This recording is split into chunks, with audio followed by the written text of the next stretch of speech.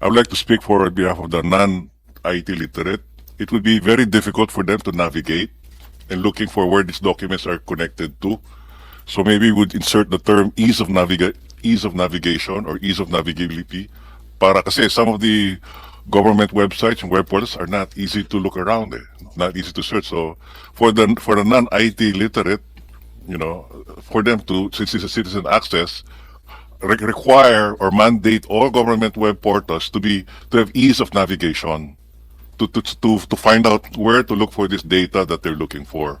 Yung mga tabs and all of that support. Thank you, Mr. Chair. Thank you, Prof. So yes, we can include the language, but syempre, the devil is in the details. That's already in the implementation, no? And Yusek Dave and I and Sec Henry actually had some discussions about the UI. It's not yet here. Matagal pa yan. IRR pa yan, tsaka implementation. But maybe Yusek Dave, you can share a few words. Yeah. I totally agree, Mr. Chair and Sir. No? And I discussed this during our last technical working group meeting, where we need to focus on what the people can understand. Sometimes if we're so technical, I think we're going to confuse the non-techie Filipinos. No, so part of the discussion, Mr. Chair, during the last meeting, just to repeat, is to come up with a very historical mode. So it's a story to tell. So from the putting of the data sa GAA, that this is how much na award, sinong pinag-awardan, sinong contractor, anong nangyari doon. Pumalpak na ba? Delayed na ba? Natapos na ba? Sinong naglagay ng completed? Sinong nag-imbestiga na hindi completed? Si COA pag nagpasok, si DPWH pag nagpasok. So it's historical mode. So sa mata ng tao, napakasimple sa kanya. So mula dun sa simula hanggang dun sa nangyayari, so meron siyang historical na mangyayari. So we will really focus on that, sir, on the UI side, so that the user interface will be so easy to understand and navigate by the Filipino people. Thank you, Yusek. I understand previously in the past, the ICT they used to have a template for websites for all government agencies. Is that still in effect? A certain standard template for all government websites. Is that still in effect? There was an old one, Mr. Chair, but so complicated as well. And there's a new one now that we currently implemented called the eWeb Builder. So it's a new, if you navigate vir.gov.ph, dict.gov.ph, cfo.gov.ph, isa na po yung itsura niya. Isa na yung itsura niya. Dati kasi parang everyone would like to have their own looks of website na mahirap gamitin. So we're focusing on the UI UX module, so that when people will browse into it, it will be so easy. We have a new one, sir. That so it's the same. So whatever government agency they go through, they know the features. They yeah, Prof, just acknowledge the chair, please. Sorry, Mr. Prof. Sorry, yeah, that's really how it goes here. So, Yusek, thank you. Prof, you have another question. Yes, sige. So this is definitely this is something important, but it's really not right now. No, kasi mahaba-haba pa itong prosesong to, hopefully by next year. But I hope that this group that's been really actively working on this will also help us with the UI and the UX. No, I think the ICT, who, if you notice in the law, has been tasked with really shepherding this. I hope that they will continue having their doors open to all of us to really go up to the implementation phase. No. By the way, one thing I'm actually imagining, Prof. Toti, is not just looking at the website, but really looking at how citizens can help analyze this data through our AI and chat assistants, no? Our AI assistants, or AI, what do you call that? Our agents, no, our AI agents. So once the data, and again, we're careful with the language, structured, open source, all of this, diba? Then once it's uploaded, you can ask the help of AI to help you analyze this data. Even going as far as saying, I'm from Bantayan Island, Cebu. How many classrooms are being built there this year? And that should come out. No, that data should be there. How many were completed? How much was the cost? How much was magkano yung semento na ginamit sa classroom dito sa aking barangay? That data should be available if we do our job right. No? Tama, I'm correct, no? Asik Mingi, correct, di ba? Yes, Mr. Chair. So, if we do the job correctly and the data is correctly uploaded with the proper characteristics, then that's something I think that we can look forward to. So actually, Prof, what I imagine is less people going on the website, more people asking their AI agents regarding the budget, no? And comparing commercial data with the data that's already online because of this act, no? Anything else, Prof. Toti? Sige, Prof. Adrian, and then si Miss Malu, last point. Let's go to another section already. Na. Yes, Prof. Mr. Adrian. Chair, balikan ko lang yung mga requested documents. May we request na isamang engineering design for the infrastructure para at least pwede Okay. nating ma-review. Thank you. Miss Malu, Miss Mary Lou. Your Honor, Mr. Chair, we support AJ's proposal on ayuda.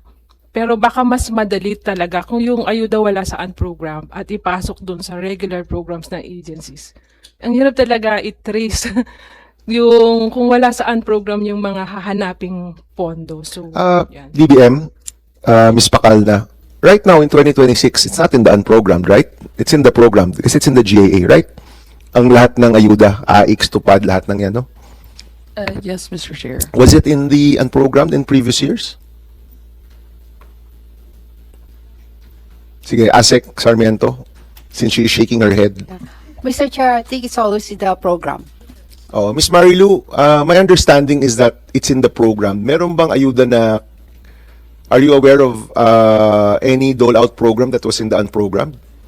I'm coming from our experience of monitoring the 2026 current GAA na hindi namin matrace kasi PDF yung hawak naming version. So it's just to Well, valid, okay.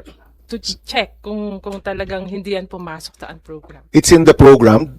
It's not in the unprogrammed. It's there, but you're correct. Kung PDF, it's very difficult to trace, and that's what we're trying to fix, no? Yes. That all these documents will be searchable and you can analyze them. Yes, AJ. Thank you, Mr. Chair. On the note of unprogrammed, what we noticed in the NEP and the GAA, the programmed part, they all are, for example, the ayuda programs are complete with codes, UAX codes, Prexi codes, and then the distribution. But when it comes to the unprogrammed, there are catch-all provisions, for example, support for infrastructure projects and social programs that eventually in the status of allotment releases, the PDF report that they're saying, ma-identify yung agency. So for example, some of these programs na pupunta sa DSWD, sa DepEd, but then nawawala yung line item na nandun. So when it comes to unprogrammed, hindi talaga pinapakita yung line itemization. That's why it's an issue for us also that the unprogrammed funds have to be really disaggregated. Do we need further language to talk about the unprogrammed funds here in Section 5? I think one of the budget documents that are here is the status of allotment releases. That's where you would see All of the lahat ng paglabas ng pera. Yes. And that would include even the unprogrammed unprogrammed. because the UAX would say unprogrammed. the problem is the current SAROs or the SARs don't show that these are coming from unprogrammed. So makikita mo yung yung allotment release pero hindi mo na nalaman na galing pala siya sa unprogrammed. It just looks like a regular line item na finan. But di ba in all of the SARO, Ms. Pacalna, are you Director Pacalna, Asik Pacalna? No, Mr. Chair. Ms. Pacalna? Yes. Okay. Hindi ba lahat ng SARO merong yung source, nakalagay doon yung source? Yes, Mr. Chair. Oh, so sa mga ganyang SARO, ano yung source na nilalagay nila? So yun nga po yung mahirap, Mr. Chair. Parang when we looked at it, there are certain programs na hindi namin nalaman na galing pala sa unprogrammed ito. So we're not sure exactly walang source po, Mr. Chair, basically. In the document, blank? In the document, it It's doesn't blank? say. It just shows, for example, ang nakita namin ay for the 8-point socioeconomic agenda, because that's one of the catch-all provisions of the unprogrammed appropriations. But if you didn't read that special provision of the UA, you wouldn't know that that specific allotment release is linked to the UA. Let me reverse the question. With our current language, will that concern be covered by our current language? Or do we need to change our language to cover that concern? O, pwede mo nang pag-isipan. You don't have to answer right now. Pero let's cover that concern with Section 5. Let's find language that will cover that. And baka Ms. Pacalna can help us also, no? So meron siyang source. It's just that the source is so generic. Zero, walang source, blanco. So may SARO na walang source. Pwede ba yun? Miss Pakal na. O ngayon hindi na pwede, di ba? Sige. Since I do not fully understand the circumstances of the situation that we're describing. No, so they're talking about SARO. Di ba lahat ng SARO, nakalagay ko na yung source. Yes. Right? But they're saying that there are some SARO na blanco. And this is not for 2026. This is for previous kasi SARO na siya, di ba? So we want to avoid that. In fact, that's something that shouldn't be allowed, honestly, no? So, ang tanong ko is, does the current language of Section 5 lahat matitrace? Di ba? Everything here is connected. I think Yusek Dave, I'm not sure what word he used earlier. Everything is connected. Yung, is it traceability or... Mr. Chair, actually, this is the one that we've been discussing.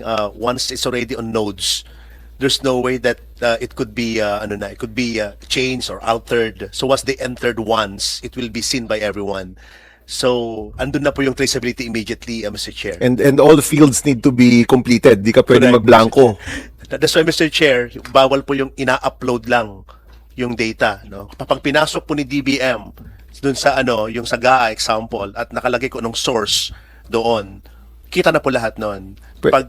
And pag iba-blanco, hindi yun papayagan, di ba? Hindi papayagan po kasi po yung data field po is required. So there's no such thing po na pwede mong lagyan po ng empty information. Kailangan may laman po yun. Okay. So does the language currently address that? Does our language currently address that? Actually, Mr. Chair, kaya nga po, for the simplicity, basta everything technical po siguro, Mr. Chair, my humble suggestion, Mr. Chair, i-discuss po yan sa IRR para Agree. po mas maganda. Kasi po, if we gonna add po yung mga technicalities description po sa bill, baka po magtatagal po talaga yung So I Yeah. think anything about technicalities po siguro, baka pwede sa IRR na po natin pong pag-usapan, Mr. Chair. Mas simple po. Sige. Thank you, Ann. And then, sorry, Dr. Al. Sige, I'll allow Dr. Al to speak also. Yes, Ann. Yeah. So, Mr. Chair, dun sa kung nasa language ba siya, the main reason why I uttered kanina yung the full flow of funds from authorization to actual expenditure.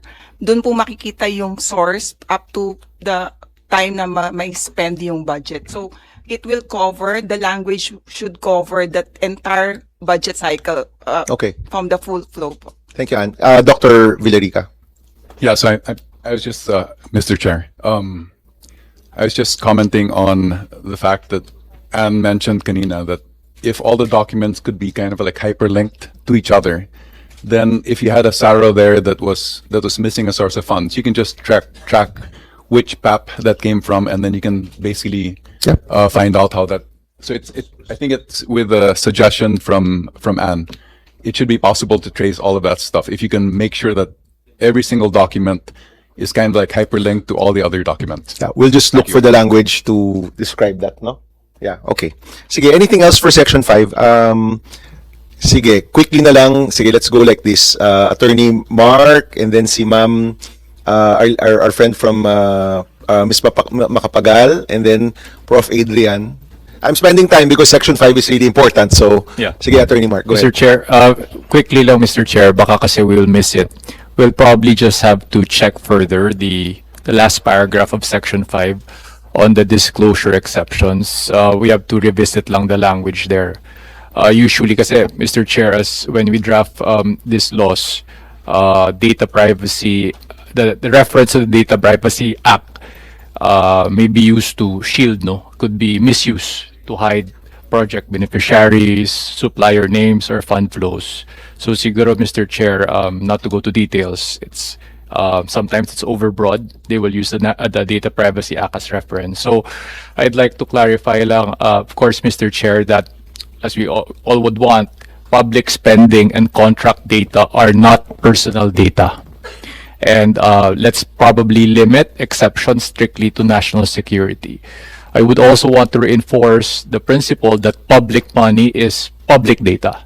So siguro to your point earlier, Mr. Chair, we could like ask for help from the data privacy experts on make sure that this will not be used as a shield to defeat our objectives here. Thank you. We'll take note of that, no? Okay. Yes, Ms. Makapagal. Yes, Mr. Chair, very quickly. Since we're talking about program funds, source of funds, and the cadena, meaning citizen access and disclosure of expenditures for national accountability, I am wondering